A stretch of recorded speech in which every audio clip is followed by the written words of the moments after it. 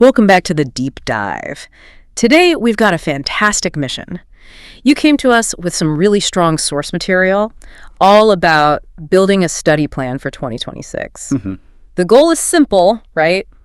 Finally master English. So our job is to dig in and pull out the real mechanics of success here. Exactly. And we're not going to waste time talking about why you should learn English. Oh, you already know that. You already know that. We're getting into the how. And what's so interesting about this material is that it tackles the number one problem head on. For kids. That almost everyone wants to learn, but, well, they stop. They just give up by, like, March or April. Right. Okay, so let's unpack this. The material is super pragmatic. It's a roadmap. But it says the first thing you, the learner, need is just total honesty. Radical honesty, yeah. We're looking for strong, real advice that actually deals with that human part of us that just wants to quit when things get tough. So where does it start? It starts right at the bottom, by the foundation, mindset and commitment. The very first thing the sources do is an honesty check. They basically say, we have to get rid of this myth that learning something as complex as a new language is ever really easy. It's not always easy. Sometimes it's hard. That's the hard truth, isn't it? And the sources have a pretty funny way of making this point. They sort of contrast the reality with this fantasy idea that you can just, learn English by sleeping. Yeah, like it's some kind of magic osmosis. It just doesn't work that way. It takes actual effort. And that effort, that leads to this idea of dedication. So what does dedication actually mean in a, practical sense? Well, it's not just wishing. It's not just hoping you'll speak English one day. It means you actually structure your life to make it happen. You have to really want it, and then you have to make a conscious choice. You have to say, okay, I will do this. This is a priority now. That's the internal commitment. That's the fuel. But, a fuel tank full of good intentions runs out pretty fast if there's no engine, no process. Exactly. So once you have that internal why, the sources pivot to the how, the actual method. And this is where most people and most plans completely fall apart. Okay, so this is the secret weapon. This is the absolute core of it. Because when people hear work hard, what do they think? Long hours. 10 hours a day, locked in a room. 10 hours a day, yeah. A marathon study session, shutting yourself off from the world for a week. And why is that just a guaranteed path to failure? Burnout. Simple as that. Yeah. Your brain can only take in so much new information at once. It gets saturated. Completely. And if you try to force 10 hours of English into it, you're just going to get tired, anxious, you won't remember any of it. And then you feel overwhelmed, and what do? You avoid it. You stop. You stop. Yeah. Which brings us to the big reveal. The secret is consistency, not intensity. Right. So you're not cramming for a test. You're building a habit. You are building a lifelong habit. The absolute rule is that you need to have contact with English every single day. Every day. Monday, Tuesday, Wednesday. Every day. Even Saturday and Sunday. No days off. And what's so great is the time commitment they suggest. Yeah. It's not scary. No, it's not 8 hours. The source says, look, 30 minutes is great. An hour is amazing. But even 20 minutes is good. As long as it's focus time. Focus time. But the one rule you cannot break is this. You cannot skip days. Breaking that chain of consistency, that's what kills the habit. I think we need to stay on that for a second, this idea of consistency. Because it's really the whole engine of this plan. It's like a compounding interest, right? That's a great way to put it. A tiny deposit every single day ends up being this huge result over time. If you skip Monday and Tuesday, you're not just losing 40 minutes, you're breaking the path in your brain you were trying to build. Precisely. The analogy they use in the source is about food. If you eat a huge meal on Sunday, but then nothing on Monday or Tuesday, you're going to be hungry. Right. Your brain is hungry for English. It needs that daily feeding. It needs those small, constant inputs to build a strong, stable memory. Okay, so the schedule is locked in. 20 to 60 minutes every single day. Now, what do you actually do in that time? Because the material is very clear that just, listening isn't enough. No, passive learning isn't the goal. You have to be active. You have to participate. So let's get into the techniques. Method 1. Method 1 is listening. This is your input, and it's essential. You need to listen to good quality English. Podcasts like this one, or stories, or music. And the goal here isn't to understand every single word immediately. Not at all. The goal is to let the sounds, the rhythm of English just go into your ears. Your brain needs to get used to the patterns, the stress, the intonation. It's about building that auditory skill, but then that input needs to be balanced right away with output. Immediately. And that's method 2, speaking. Using your voice. Using your voice. And the advice is so practical. It's just talk out loud. Even if you're alone, talk to yourself. Don't just keep the English in your head or on the page. This is so critical for fluency. The sources say when you hear a new word, you have to do this thing called articulatory practice. Basically, say the new word out loud, maybe 5 times. You have to get your mouth muscles, your tongue, your lips used to making those new sounds. It's muscle memory for your mouth. Yeah.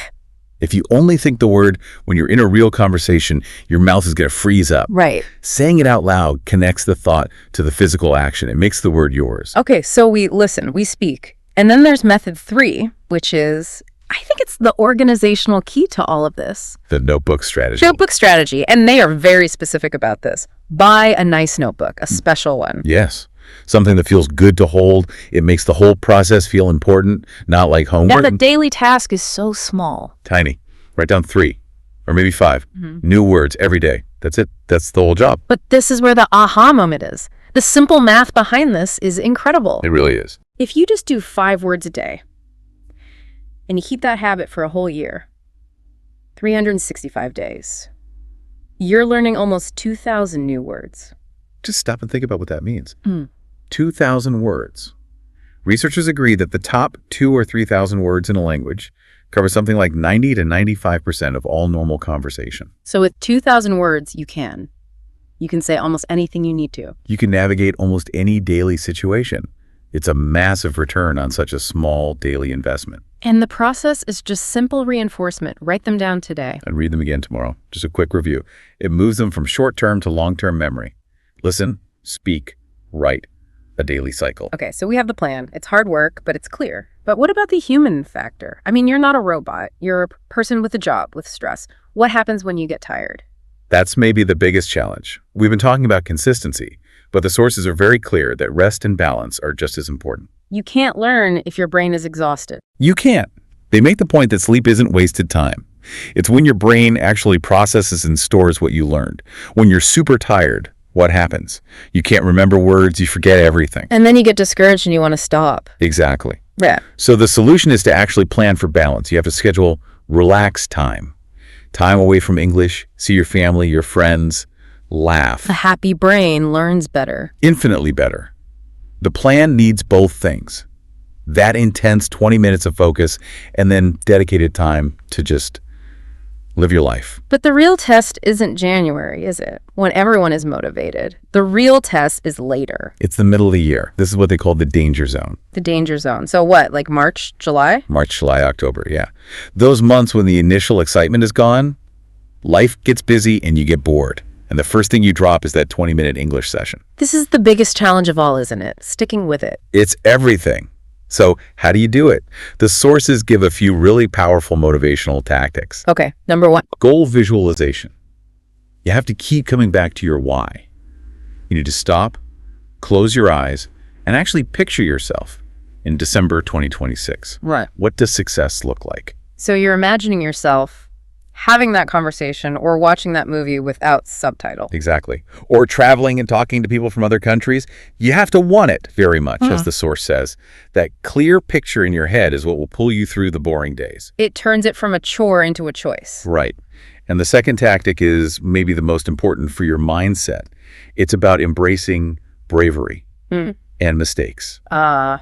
This is huge because learning a language means you have to be willing to be wrong. A lot. Constantly. And for a lot of people, that fear of making a mistake is what stops them from even trying to speak. But the source material says, what? Make mistakes. It says, make many mistakes. A mistake isn't failure. It's perfect. It's data. It shows you you're trying. Every time you say a word wrong and someone corrects you, or you realize it yourself, you're actually making that correct connection in your brain stronger. The only real mistake is saying nothing. Exactly.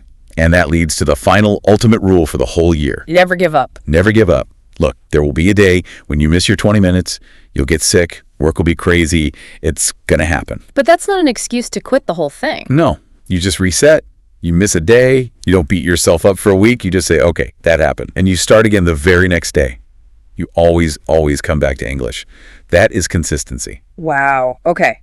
That's a powerful and really complete plan. So let's just recap the framework for everyone listening. Let's do it. The 2026 plan is built on 5 pillars. First, real dedication. It's not magic, it's a system. Second, daily contact. Non-negotiable.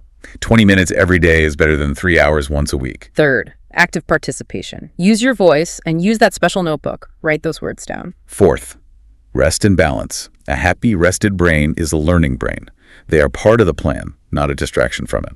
And finally, number 5, never ever stop. Mistakes are good. If you miss a day, just come back the next. So what this all comes down to for you right now is that the year 2026, it's going to pass anyway. Right. Time's going to go by no matter what. It's the one thing we can't get more of. You can let it pass or you can use it. And if you use this system at the end of 2026, you're going to be able to look back and say, I did it. I did it. I built a habit, I stuck with it, and now I speak English. That feeling is worth everything. It really is. Okay, so that brings us to our final provocative thought, our challenge for you. Right. The source material says that your commitment doesn't start with the first word you learn. It starts with the first action you take. So we're challenging you right now to take one concrete step today based on what you've just heard. Just one thing. Will you go find and download that English podcast you've been meaning to try? Or will you, right after this, go online and order that nice special notebook? Make that promise to yourself. That's how you go from just listening to a plan to actually starting your own success story. That's your first step. And we'll be right here with you every week, acting as your study partners, keeping you on track. Let's make 2026 the year. We'll see you next time for the next deep dive.